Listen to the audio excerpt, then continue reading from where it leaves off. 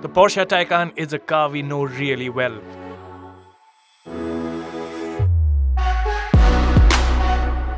We've dragged it, we've set lap records in it, and we even drove one from Kashmir to Kanyakumari. The takeaway was always the same. The Taycan is the enthusiast electric car. Today, I'm in Sevilla, Spain to see how the story has moved forward. Say hello to the updated Porsche Taycan.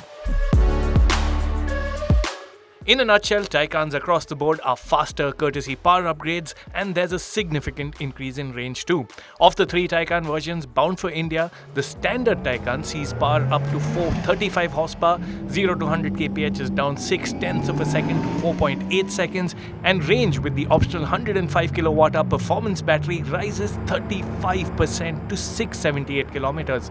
The Taycan 4S goes up to 598 horsepower and slashes the 0 to 100 kph time to 3.7 seconds, while the 884 horsepower turbo brings that time down to 2.7 seconds.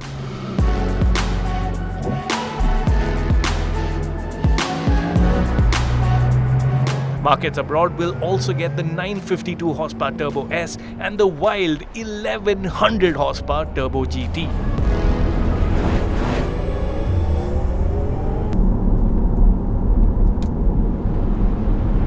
It's the 4S that's my ride for the day. And the very first point of note, performance. Performance is just incredible. Instant responses, the power you need, you really don't get an opportunity to go full throttle. It's that fast.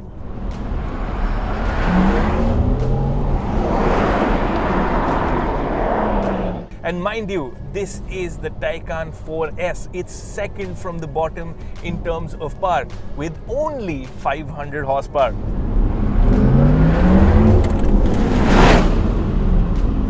But when the opportunity arrives, you also have a push-to-pass button on the steering wheel that unlocks. The full might of the electric motors adds in another 90 horsepower for 10 seconds. Here goes.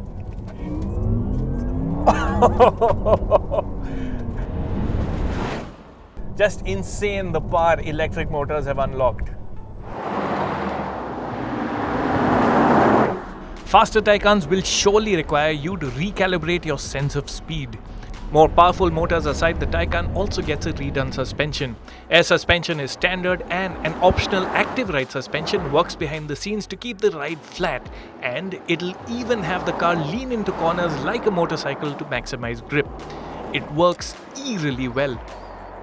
Now the Taycan is a big and heavy car, but from behind the wheel it just does not feel so. It feels lighter than its weight would have you believe, and the new suspension trickery has just taken things to a whole different level. It corners flat no matter what speed you're doing, and you almost feel like you're always driving slower than what the Taycan is capable of. It really is the handling that separates the Taycan from other high-performance EVs.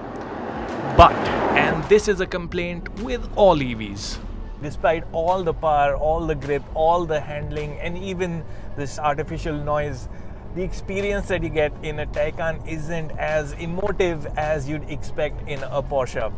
It feels a bit distant, and you don't want your Porsche to feel that. But those buying the Taycan for its virtues as an EV will have much to like. Ride comfort is good, the cabin is quiet, and the new range figures should do away with range anxiety. The new battery chemistry has also unlocked a higher charge speed up to 320 kilowatts, and also allows the Taycan to charge at a faster rate for a longer period of time.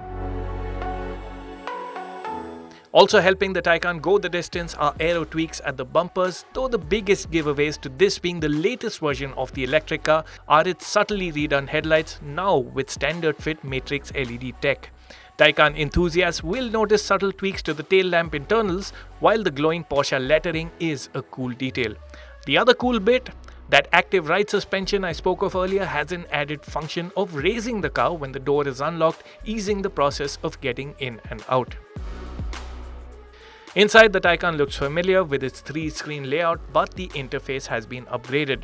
The passenger display gets added functions, and what's nice is that a special coating means the contents of this screen aren't visible to the driver. The rear seat is comfy with ample room, just don't expect to sprawl out here. As ever, you can spec a Taycan to your liking, but for a big price. The updated Taycan goes on sale in India shortly, and we expect prices to start at 1.6 crore rupees ex-showroom. The neck snapping acceleration might not be enough to make converts of ardent petrol heads, but for well-heeled buyers open to going electric, the Taycan is arguably the most exciting choice around.